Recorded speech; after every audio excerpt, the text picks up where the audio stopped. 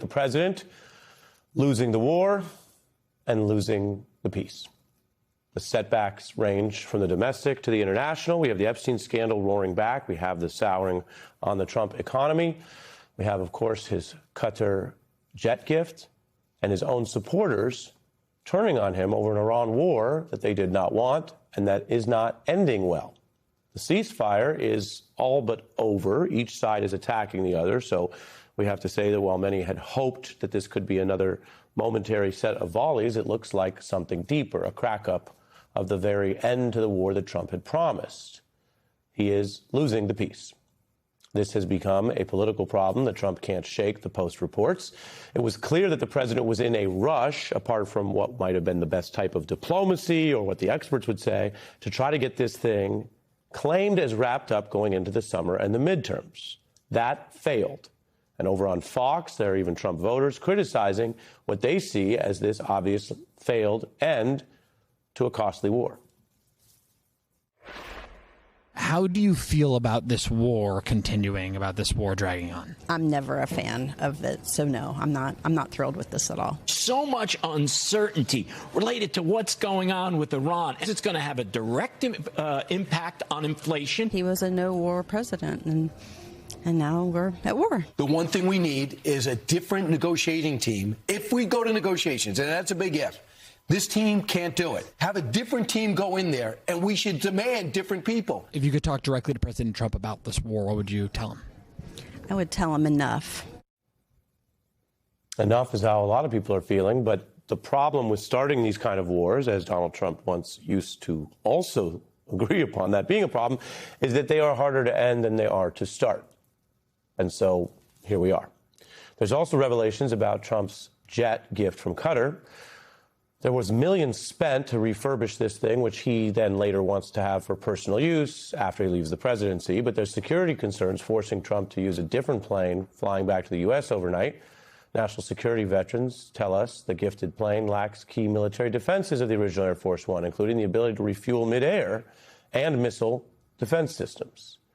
Meanwhile, as I mentioned, the Epstein probe has not ended, despite Donald Trump's many efforts to make it kind of go away or get out of the headlines.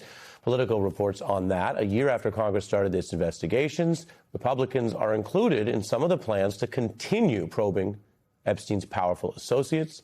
Democrats say this will be central to their ongoing oversight of Trump if they win the majority in the midterms, something that he's clearly aware of and worried about.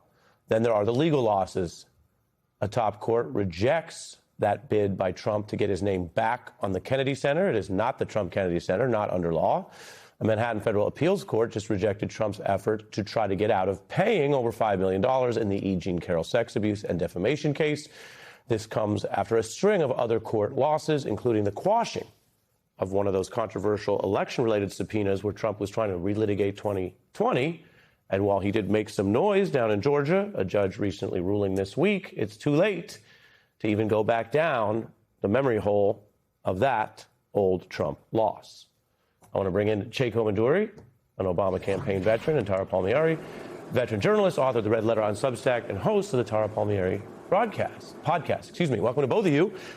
Jay, I put it simply because the old saying was, in the Middle East, you can win the war, right? You could topple Saddam Hussein and lose the peace.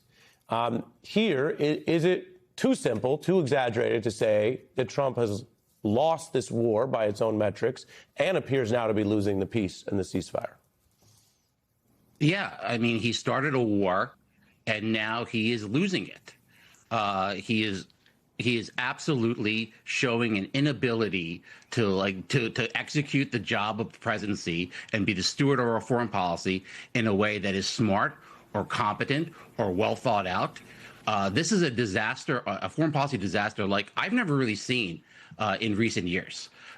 President Trump basically promised the opposite of this. He would stay out of foreign wars and we would have so much winning. Instead, he has gotten us into foreign wars and we have so much losing. It is an absolute disgrace, and it's one that, I'm very sure the voters will punish him for in November. Here was Joe Rogan on this very issue. This war is not something anybody that's conservative wanted. Most people are horrified by the idea because Trump was elected, one of the pillars that he stood for, apparently, was that he doesn't want any more wars. Tara? Yeah, well, we know from reporting that inside of the White House, whenever Joe Rogan comes down on Donald Trump, this is a serious condemnation for them, and they are constantly trying to back channel to him to control him on messaging. But this is a man who really can't be controlled, right? He's never been that type of person. But, you know, it's interesting that President Trump would follow the lead of Israel, that they said to Trump, this is easy. The Shah is weakened right now. He just had an uprising. But if anything, they misinterpreted it. First of all, this is a country of 90 million people. This is not Venezuela with 30 million people, right? This is a massive country with a huge terrain and a relentless leader. And he had just actually quashed this rebellion brutally, but he had quashed it. It had shown that he had strength. And so they thought they were going to go in there and topple Iran like it was Venezuela. And it's not what happened. And if anything, he may end up leaving his presidency with Iran exactly where it is right now. And Che, I mentioned all of the other assorted domestic problems, including this sort of lack of transparency on a lot of things going on with Donald Trump. This is by no means a normal second term. There's no honesty or transparency about what he's doing, about his self-enrichment, about his medical situation, which is something, of course, he and many people hammered Joe Biden on, understandably so. One example, and again, I'm not a doctor, but it's something where they haven't actually been very transparent. So we only have what dribbles out is the independent reporting on what was seen at NATO, which is Trump's sort of bruised hand in this sort of cover, whether it's what looks like possibly makeup or some other sort of thin coverage. And they report the recurring discoloration, which the White House says is a symptom from handshaking, although it's on the back of the hand, has become the subject of persistent scrutiny. And again, Che, with all due responsibility that we might exercise, which Donald Trump doesn't provide in his role per se, does it raise larger questions about whether they're being honest about everything from his finances to his health as a public official? It's a public issue. It certainly is. And, you know, I think that what Trump has introduced into the body politic, which we are now seeing played out with this Mitch McConnell story as well, where we have a lack of transparency about his health and what is going on with his hospitalization, is we are going backwards as a society in terms of public officials being transparent about their health. And I'll be honest, as a Democrat, you know, Dianne Feinstein, that was a situation where there was a complete lack of transparency about her health. She was a sitting senator. She had signed away power of attorney to her daughter, and yet she was still responsible for taking votes in the Senate. That was not a particularly transparent situation. But this lack of transparency about health has really taken hold, and something that Donald Trump really has introduced into the political system, really I think for ill.